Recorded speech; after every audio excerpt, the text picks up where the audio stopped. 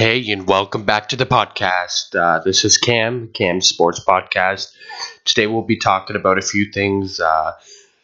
Bryan Allen, The Last Dance. I'll just give you some updates on the sports that have been postponed and a few other things. I hope you enjoy, and let's get started with episode 2.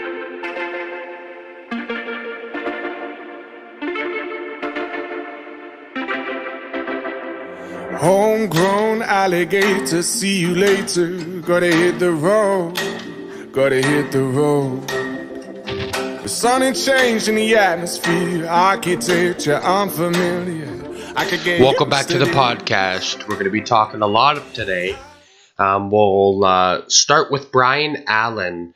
He is a center for the Los Angeles Rams. So Bryan Allen is the first known active NFL player to test positive for COVID-19, and that is from CNN.com.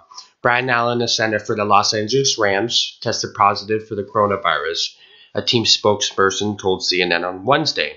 The Rams posted on Twitter that Allen is feeling good, he's healthy, and he's on the road to recovery, but he is 24 years old, and he has been tested positive for coronavirus.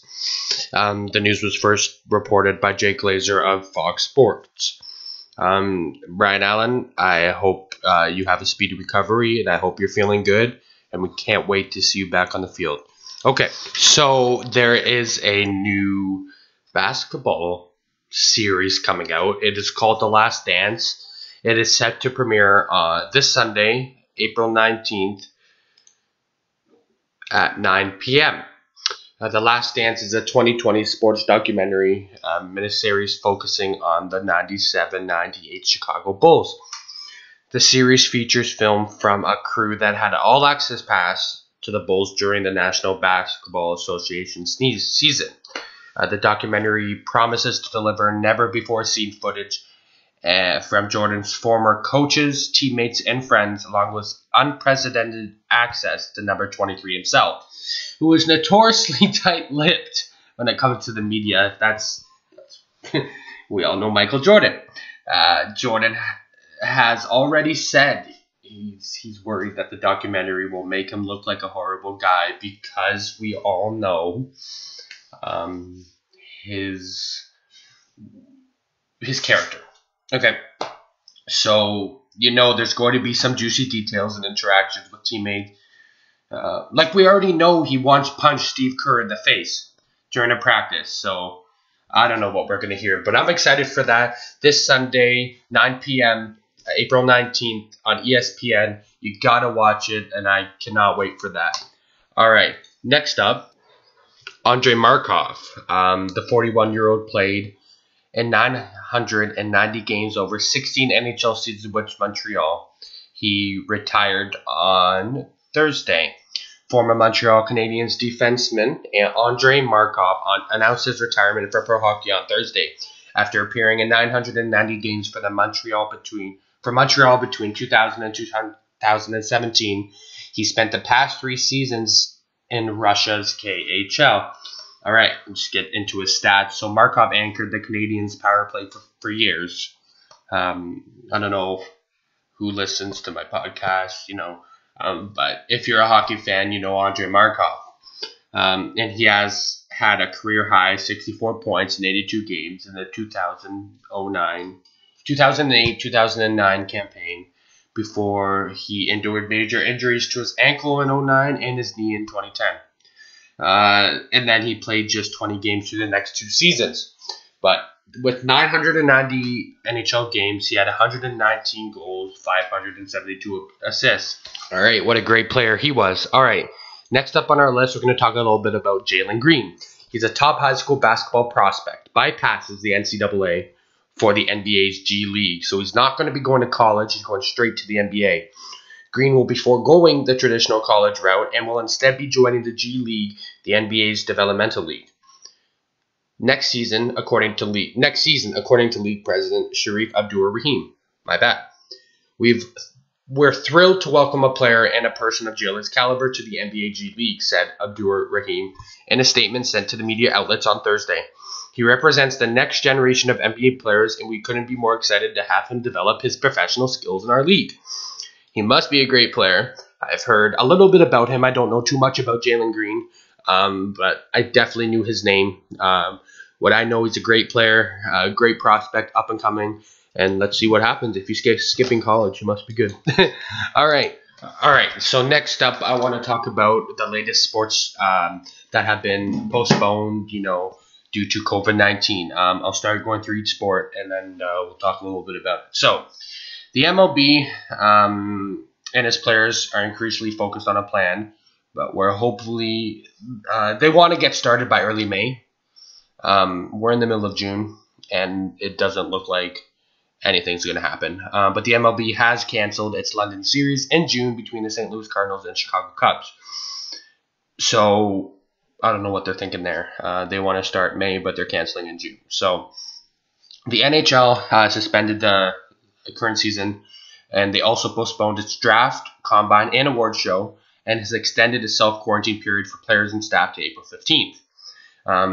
The NFL plans to start its 2020 season on time in September, but its chief medical officer said that certain prerequisites, including widespread testing for the coronavirus, must be met for that to happen.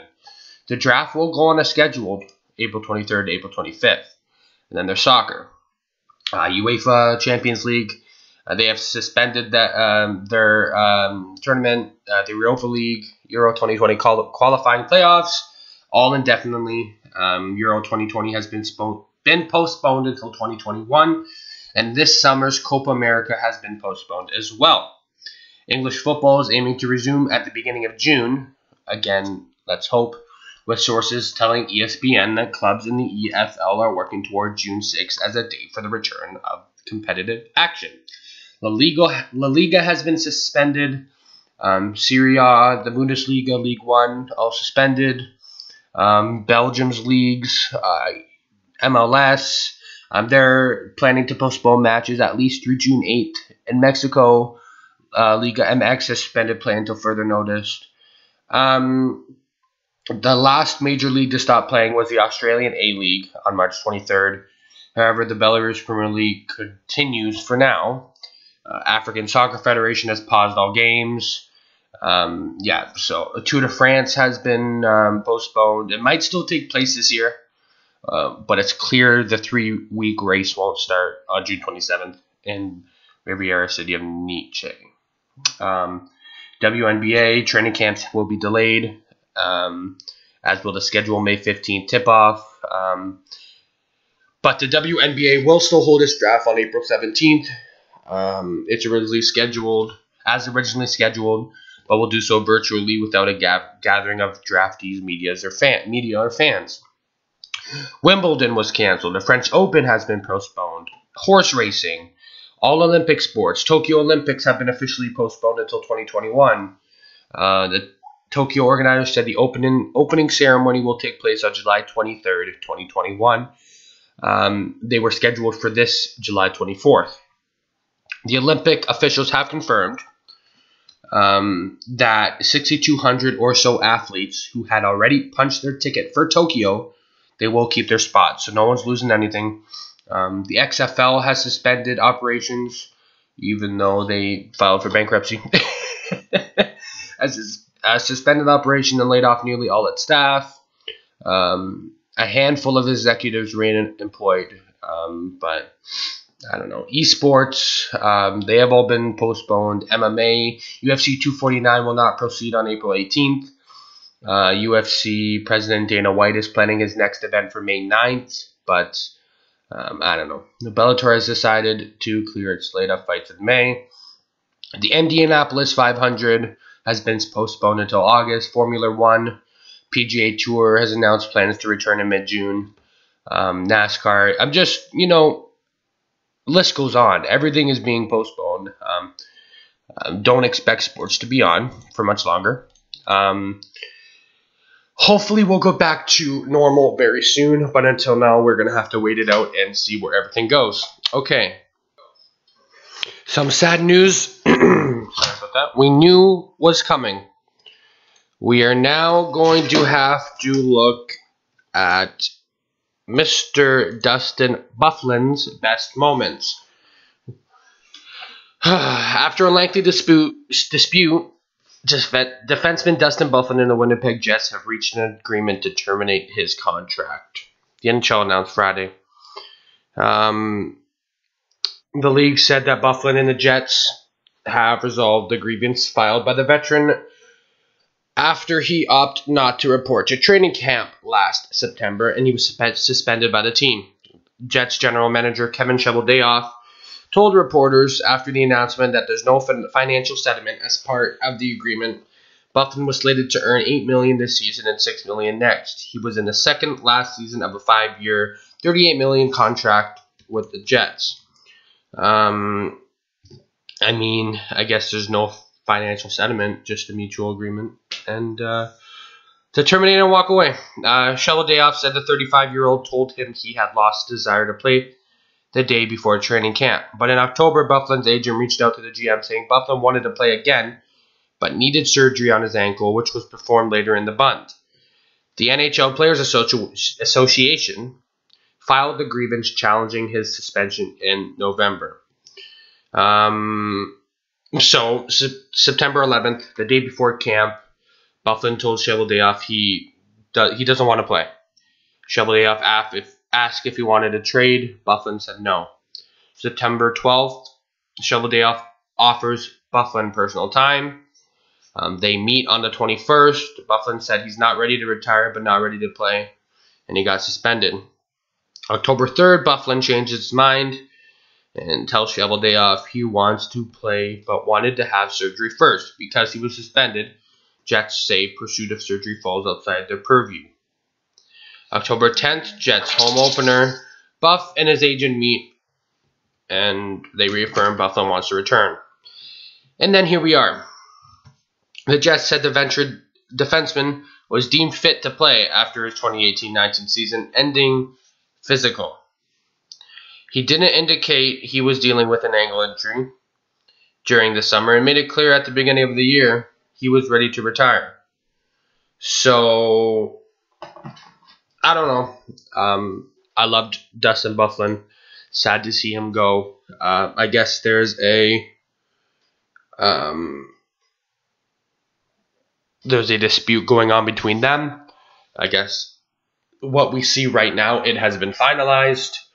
Byfuglien is no longer in the NHL. His contract has been terminated. We're sad to see Buff go. I was a big fan of Dustin. And, yeah, okay. So I just want to touch on a topic here of sports actually coming back very soon. You hear people talking. You know, you're getting a list of months, you're getting a list of times, but the big month I'm hearing is mid-June. Right now, I don't see that being possible. And I don't want to burst everyone's bubble, but as I just touched on, you're hearing all these sports be postponed, and the kids aren't even in school at the moment.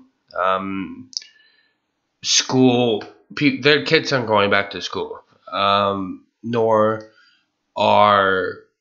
I don't think sports are going to be back this year because of how severe this pandemic has turned out to be.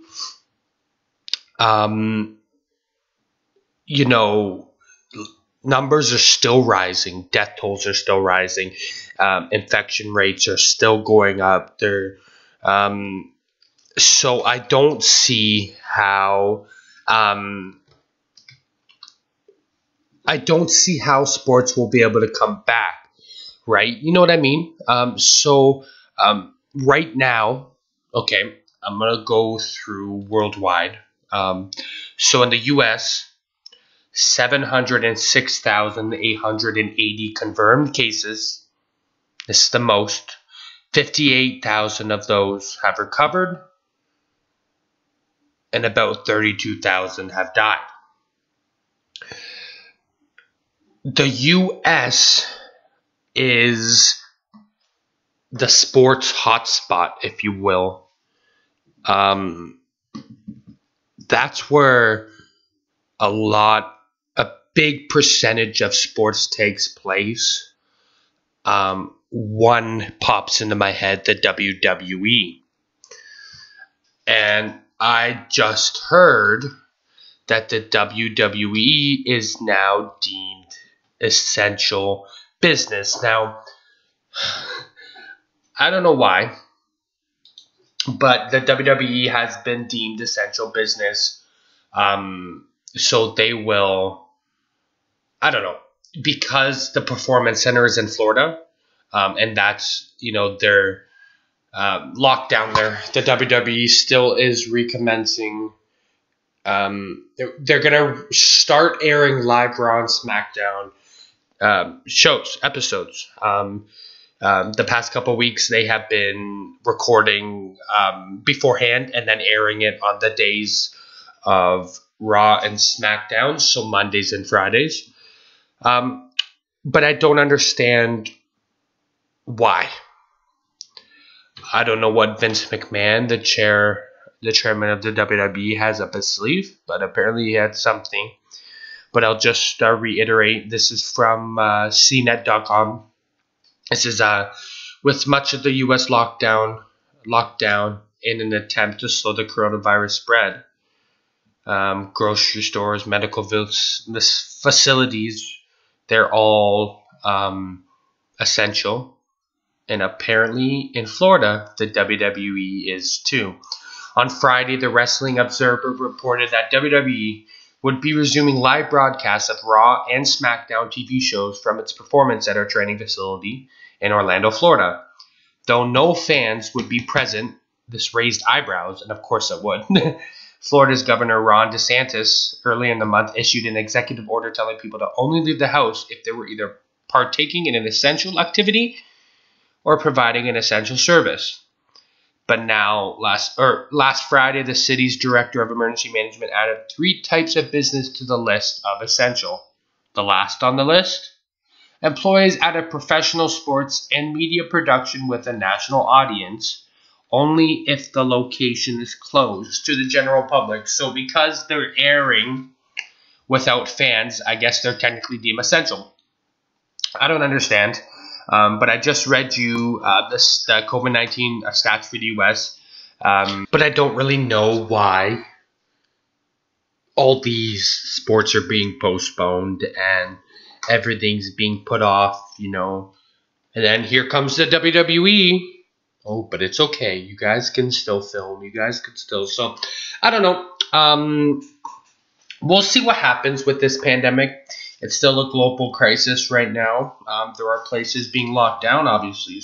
So, I mean, we'll find out. We'll see in the next couple weeks because this situation changes day by day. I just hope everyone's staying safe. And I hope you like this second episode. I know I had fun. I hope you enjoyed listening to me. Stay tuned for more podcast topics. For more content, you guys know what to do. Leave a like, leave a subscribe, comment what you like, comment what you didn't like, and I hope to see you next time. Thanks, guys. This was Cam, and peace out.